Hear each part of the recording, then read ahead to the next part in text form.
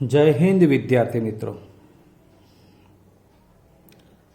મિત્રો આપણે અત્યાર સુધી તમારા આ ધોરણ 10ના ગણિત વિષયના પ્રકરણ નંબર 13 કે જેનું નામ છે પૃષ્ઠફળ અને ઘનફળ એના શરૂઆતથી સૂત્રો જોયા, જુદા જુદા આકારના, પછી સ્વાધ્યાય 13.1 કે જેમાં પૃષ્ઠફળ અંતર્ગત દાખલા ગણ્યા અને 13.2 કે જેમાં ઘનફળ અંતર્ગત દાખલા ચાલી રહ્યા છે, જેનો એક વિડીયો આપણે આગળ જોયો છે, જેમાં દાખલા નંબર 1, 2 અને 4 એવું જોયું હતું. હવે આગળ જોઈએ 5મો પ્રશ્ન. આકૃતિમાં ધ્યાન આપશું જોડે જોડે. એક વાસણનું સ્વરૂપ ઊંધા શંકુ જેવું છે. મેં તમને આ ઊંધા શંકુ જેવું વાસણ બતાવવાનો પ્રયત્ન કર્યો છે આકૃતિ દ્વારા. તેની ઊંચાઈ 8 સેમી છે, એટલે અહીંથી માંડી અને અહીં સુધીનું માપ એની ઊંચાઈ કહેવાય. શંકુની,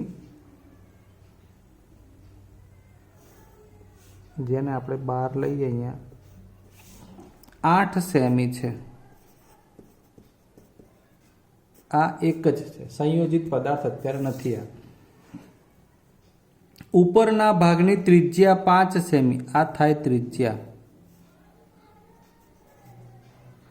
5 સેમી આર, આ એચ. તે ઉપરની ધાર સુધી પાણીથી ભરેલું છે.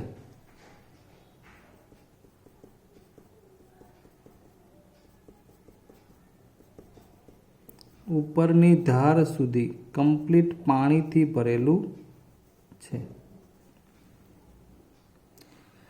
જ્યારે વાસણમાં 0.5 સેમી ત્રિજ્યાવાળી ધાતુની ગોળીઓ નાખવામાં આવે છે ત્યારે, એટલે શું વળી, આમાં ધાતુની ગોળીઓ નાખીએ મિત્રો શું થશે? જેવી આ તો પૂર્ણ ભરેલ છે પાણીથી, જેવી ગોળીઓ અંદર નાખશો એટલે પાણી માનો કે છલકાઈને બહાર આવશે. કોઈ પાત્રમાં આપણે અત્યારે સમજો કે એને કલેક્ટ કરી રહ્યા છીએ.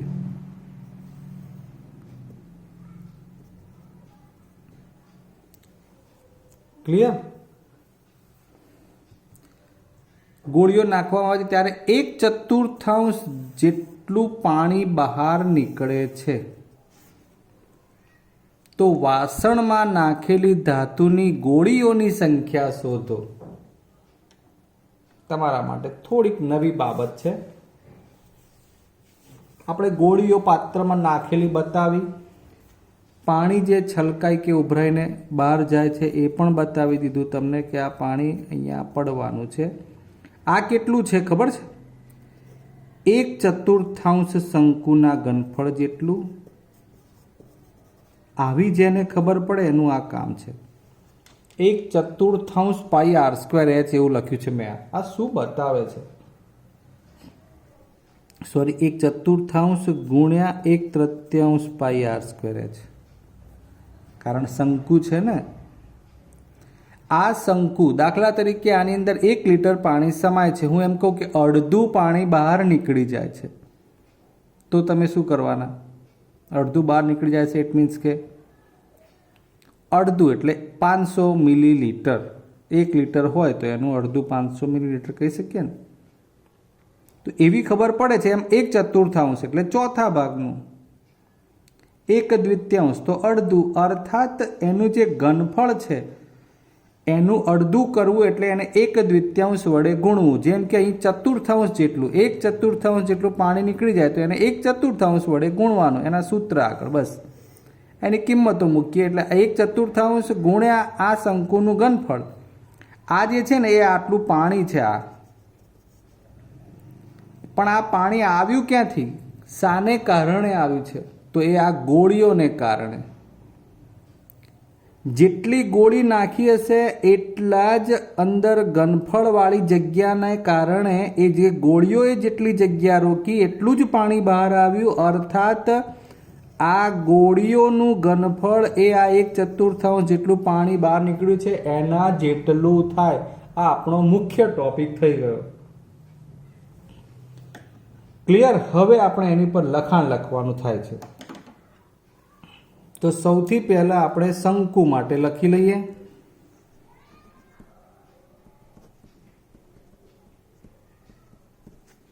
આર છે 5 સેમી,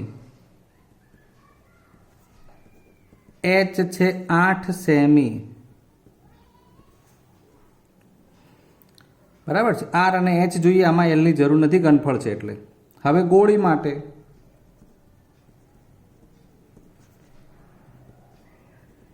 તો ગોળીઓની સંખ્યા આપણે ધારીશું n.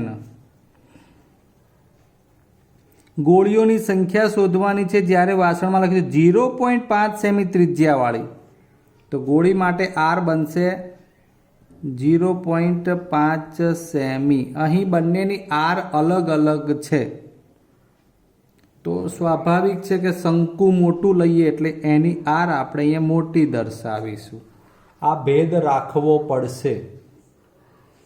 હવે મેં તમને ઇક્વાલિટી સમજાવી કે આ જે પાણી બહાર આવ્યું 1/4 શંકુના ઘનફળ જેટલું, એ કોના લીધે? તો આ ગોળીઓના લીધે. એટલે કે આટલી ગોળીઓનું ઘનફળ એ આ શંકુના 1/4 ભાગ જેટલું થાય. બસ હવે એની ઉપરથી આપણે આખો દાખલો ગણી કાઢીશું.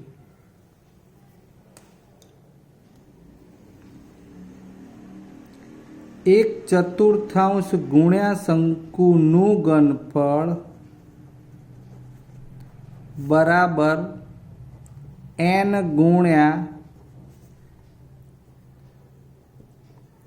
એક ગોળીનું ઘનફળ. શું કર્યું સાહેબ આ બધું? તમે ફટાફટ તમે તો લખી જ નાખ્યું આ બધું, અમને તો શું ખબર પડે? માનો કે અંદર 25 ગોળીઓ હોય ને, તો એ 25 ગોળીઓનું ઘનફળ એટલે કે એક ગોળીના ઘનફળને 25 વડે ગુણીએ એટલે થઈ જાય કે 25 વખત થોડી અલગ અલગ બતાવવાનું છે. એટલે ગોળીઓની સંખ્યા n કીધી આપણે, એને એક ગોળીના ઘનફળ જોડે ગુણશો એટલે આ બધી જ ગોળીઓનું ઘનફળ એક સાથે થશે, જે આના જેટલું હશે, પાણી જેટલું. ક્લિયર? હું માનું છું કે હવે તમને ખબર પડી ગઈ હશે. તો આપણે આગળ વધીએ. આ 1/4 એટલે આ 1/4 જેટલું પાણી નીકળે છે આ શંકુમાંથી, એના કારણે લખ્યું છે આ શંકુનું ઘનફળ 1/3 પાઈ કેપિટલ r² લખીશું. આમાં તો માત્ર ગોળીમાં તો n એટલે 4/3 પાઈ સ્મોલ r જ આવશે. ડન?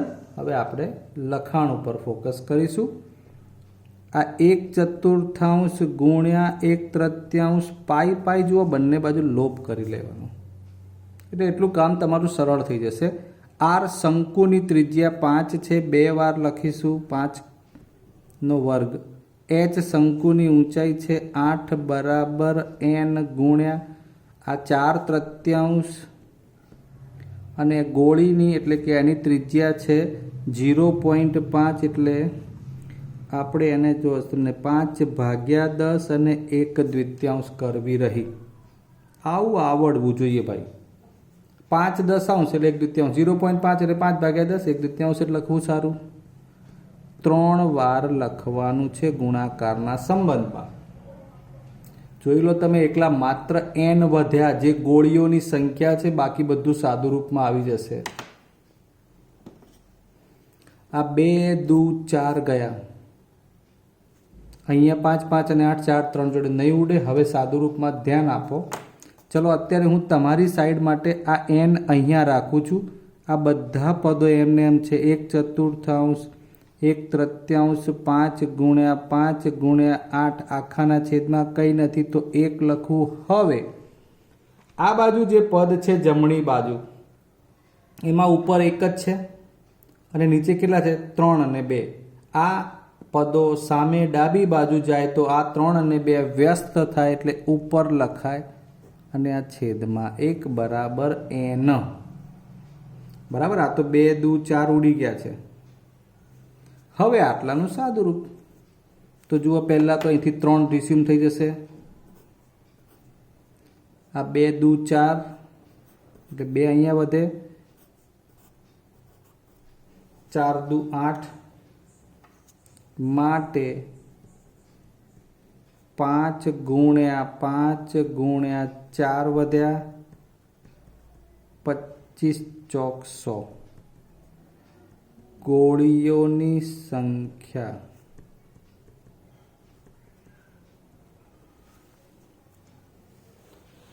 ડન. નેક્સ્ટ આગળ મિત્રો 8મા નંબરનો દાખલો. એક ગોળાકાર કાચના વાસણની ઉપરનો ભાગ, સપોઝ કે આ ગોળાકાર કાચનું વાસણ છે, એની ઉપરનો ભાગ નળાકાર છે. તે નળાકારની ઊંચાઈ 8 છે, 8 સેમી, અને એનો વ્યાસ 2 સેમી. હું તમને એ માત્ર ત્રિજ્યા જ બતાવીશ, આ અડધું, આ ત્રિજ્યા 1 સેમી છે. ગોળાકાર ભાગનો વ્યાસ 8.5 સેમી છે, એટલે આ ગોળા માટેની જે ત્રિજ્યા છે એ 8.5 ભાગ્યા 2 થાય, બરાબર છે. બાળક માહિતી પ્રાપ્ત કરે છે કે તેમાં ભરેલા પાણીનું ઘનફળ આટલું છે. હવે એનો જવાબ સાચો છે કે ખોટો એવું કહેવાનું છે. જો રાઈટ હશે તો જવાબ 345 સેમી ઘન કમ્પ્લીટ આવશે. એક્ઝેક્ટ ના આવે તો આપણે કહેવાનું છે કે એની ભૂલ છે અથવા તેને જવાબ ખોટો છે. બાળક ખોટો છે એવું નહીં કહીએ, હા, કારણ કે બાળક તો ક્યાંથી ખોટો હોય, બાળકને તો દાખલો ના આવડે ને, એમાં તો એની શું ભૂલ છે. ડન. પાઈ અહીંયા 3.14 લેવાનું છે. એકચ્યુઅલમાં તમારે અહીંયા 2 અલગ અલગ નળાકાર અને ગોળાકારના ઘનફળોનો સરવાળો જ કરવાનો છે. કંઈ બીજું આમાં કાપકૂપ કે ઉમેરવાનું કે બાદ કરવાનું એવું થતું નથી. સીધે સીધું સમજીએ તો નળાકાર માટે h આપી છે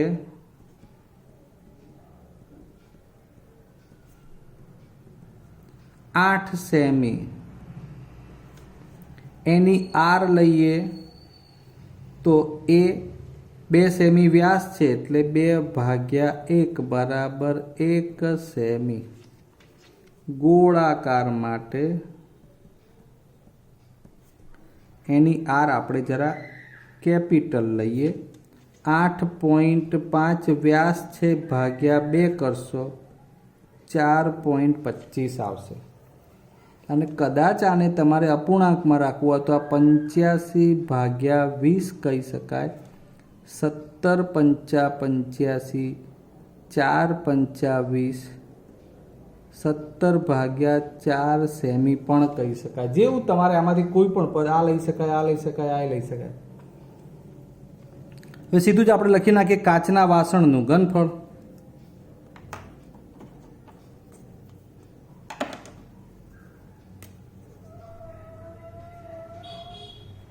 કાચના વાસણનું ઘનફળ બરાબર કયા કયા માપ આવશે? તો નળાકારનું ઘનફળ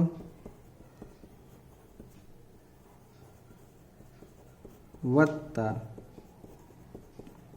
ગોળાકારનું ઘનફળ. કરો સરવાળો, એટલે સોરી સૂત્ર મૂકીને આગળ વધીએ. πr²h ગોળા માટે 4/3 પાઈ કેપિટલ આર ઘન છે, એની આર કેપિટલ લીધી છે. કોમન પાઈ તો નીકળશે જ, આર બંનેમાં અલગ અલગ છે આ પદ, તો આ r²h પ્લસ અહીંયા 4/3 આર ઘન પણ અલગ પડશે. કિંમતો પાઈની કિંમત આપી છે 3.14, એટલે હું ડાયરેક્ટ 314/100 જ લખીશ. r², આ આર કોની છે? આ સૂત્રમાંથી. આ એટલે નળાકાર, નળાકાર માટે આર એક જ છે, 1 ગુણ્યા એની ઊંચાઈ છે 8. આ પ્લસથી પદ આખું અલગ પડે છે એવું સમજવાનું થાય. એથી 4/3 આ આર ઘન જે 17/4 લેવી અનુકૂળ, આ 17 ભાગ્યા 4, 17 ભાગ્યા 4, 17 ભાગ્યા 4, 314 ભાગ્યા 100, આ 8 એકા 8 વત્તા આ એક ચોકડો ઉડી શકે. 17 ગુણ્યા 17 એટલે 289 અને 289 ગુણ્યા 17 કરશો એટલે 4913, ચોખ્ખું ચોખ્ખું 16 તરી 48. એકચ્યુઅલમાં આ 17નો ઘન થાય, 17નો ઘન થાય 4913/48. 314 ભાગ્યા 100, 8. આ ભાગાકાર તમારે કરવો રહ્યો. મેં તમને બાજુમાં આ ભાગાકાર કરી બતાવ્યો. 4913 48 વડે અને ભાગ્યે 102.35 આ લખેલું છે, જોઈ લેજો. એટલે આ થશે 102.35. હજુ પણ આગળ ભાગ ચલાવી શકાય, પણ આપણે આટલે સુધી સંતોષ માન્યો છે. 2 દશાંશ આવે છે, ચાલશે. હવે આ 3.14 જ રાખીએ અને આ 102 અને 8 એટલે 110.35 બરાબર. પણ તમને વધુ અનુકૂળ જવાબની વાત કરી છે એટલે આપણે હજુ આગળ વિચારવું પડશે. 1 દશાંશ અને આ 200 કરીએ તો 5 ચોક 20 પ્રમાણે 3 દશાંશ સુધી જઈએ તો આ ચોકડો પણ ઉમેરીશું. ચાલો, 110.354. આનો ગુણાકાર 3.14 જોડે કરીએ એટલે એ તમારો ગુણાકાર 346.51 સેમી ઘન આવે. 346.51 સેમી ઘન. આ શું આવ્યું? આ ગોળા અને નળાકારનું ટોટલ ઘનફળ. માટે બાળકનો જે જવાબ છે એ તો 345 છે કે નહીં? જે આપણા જવાબ સાથે મળતો આવતો નથી. બાળકનો જવાબ 345 સેમી ઘન છે, જે સાચો નથી. બરાબર.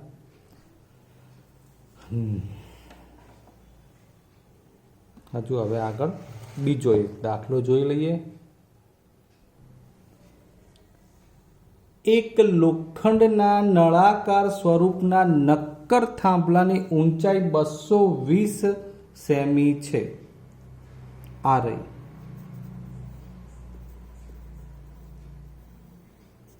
આ નક્કર થાંભલો છે નળાકાર, 220 એટલે આ સેન્ટરથી આ સેન્ટર સુધીનું માપ, ઊંચાઈ.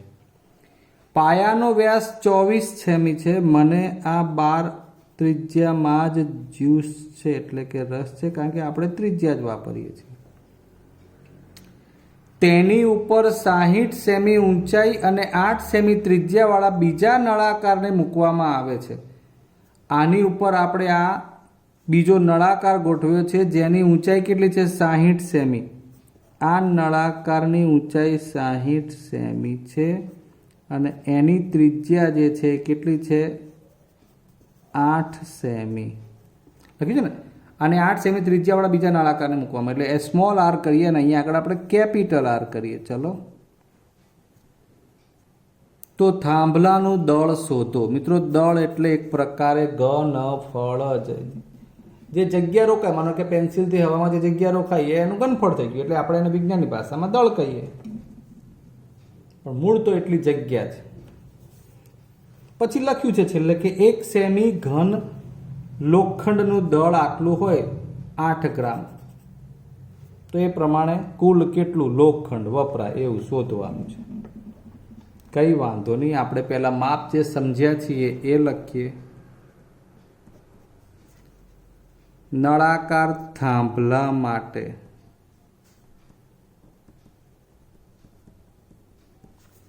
કેપિટલ આર એટલે 24/2, 12 સેન્ટીમીટર.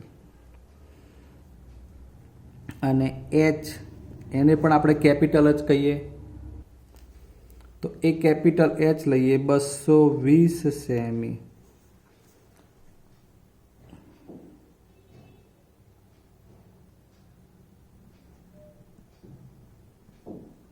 થાંભલા પર મૂકેલ નળાકાર માટે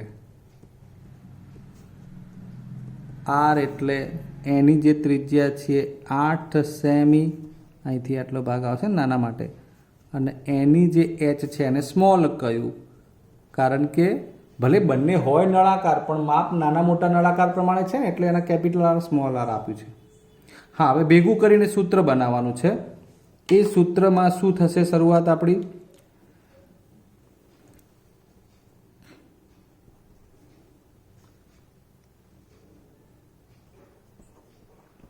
બનતા થાંભલાનું ઘનફળ,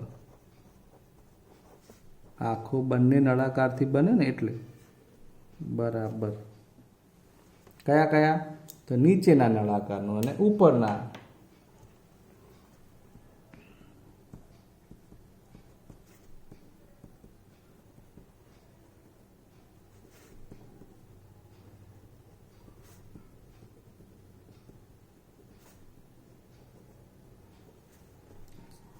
પાઈ આ કેપિટલ માપ છે, આર અને એચ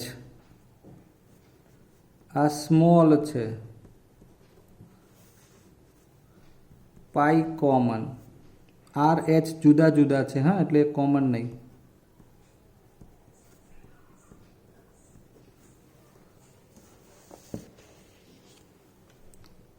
પાઈ આપણે કિંમત લેવાની છે 3.14. આમાં જે આર છે એ આ 12 ગુણ્યા 12, એચ 220, આ છૂટું પડે એટલે ખબર પડે કાટું કર્યું. આર એટલે ઉપરની ત્રિજ્યા 8 ગુણ્યા 8 ગુણ્યા 60, 3.14.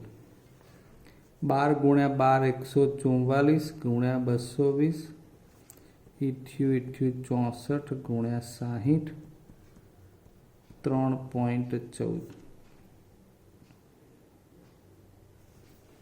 144 ગુણ્યા 22 કરી લઈએ,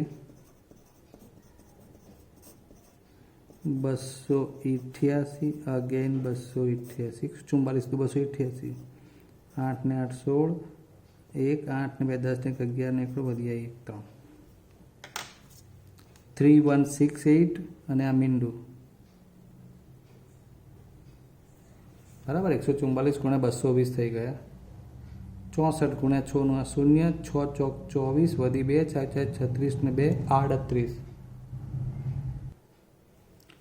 આ બંનેનો સરવાળો 0, 8 ને 4 12 વધી 1, 8 ને 6 14 ને 1 15 નો 5 વધી 1, 3 ને 4 ને 5 અને આ વધશે 3, 35,520 ગુણ્યા 3.14 સેમી ઘન. આટલું એનું ઘનફળ થયું. આટલા દળનું લોખંડ વપરાય એવું કહેવાય. 3.14 ગુણ્યા, મેં આનો જવાબ પૂર્ણતઃ લખ્યો નથી, કારણ છે તમને પૂછ્યું છે કે ભાઈ આ નળાકાર માટે જો લોખંડ વપરાયું છે એમાં 1 સેન્ટીમીટર ઘન લોખંડનું દળ આપ્યું છે 8 ગ્રામ. બરાબર, 1 સેન્ટીમીટર ઘન એટલે 1 ઘન સેન્ટીમીટર. જે આપણે નવો વેપાર કે રમતા હોય એની કુકરી જે છે ને એ 1 ઘન સેન્ટીમીટર કહી શકાય, એટલું માપ. ચલો એ પણ તમને દોરીને બતાવું. આ આશરે 1 ઘન સેન્ટીમીટર જેટલું થાય.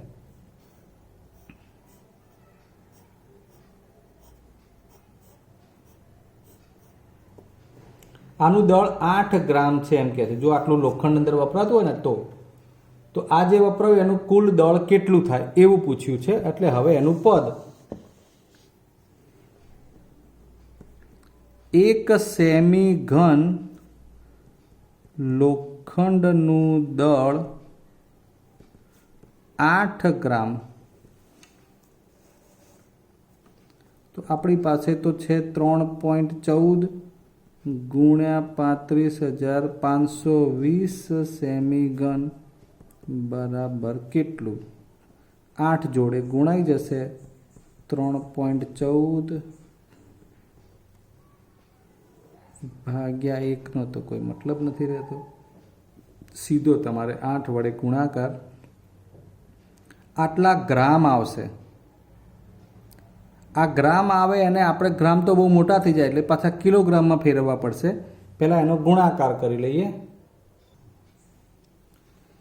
મિત્રો 8 ગુણ્યા 3.14 ગુણ્યા 35,520 આટલા ગ્રામ મળશે. પણ આ બહુ લાંબો જવાબ બને તો આપણે એને 1000 વડે ભાગી નાખીએ એટલે 1 કિલોગ્રામ બને.